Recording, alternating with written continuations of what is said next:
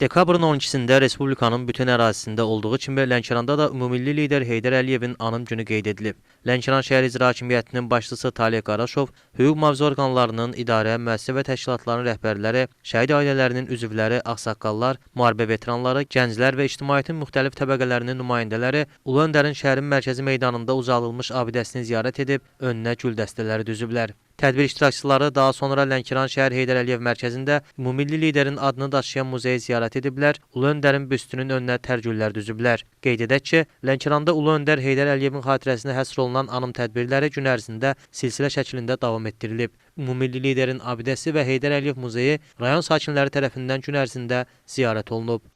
Mən də bir Lənkəran ziyalısı kimi gəlib Ümumilli lider Heydər Əliyevin abidəsinə, onun anım gününü yad edirik.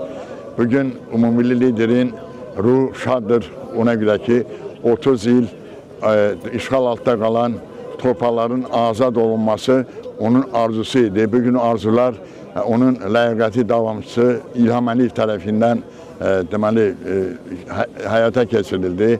Qarabağ torpaqlarımız azad olundu. Ruhu ona elə şaddır ki bugün bizim torpaqlarımız artıq azaddır. Qarabağ Azərbaycandır. Ulu Öndərin vəfatından 22 il ötür. Bugün Azərbaycan xalqı öz milli liderinin, dahi şəxsiyyətin xatirəsini ehtiramla yad edir.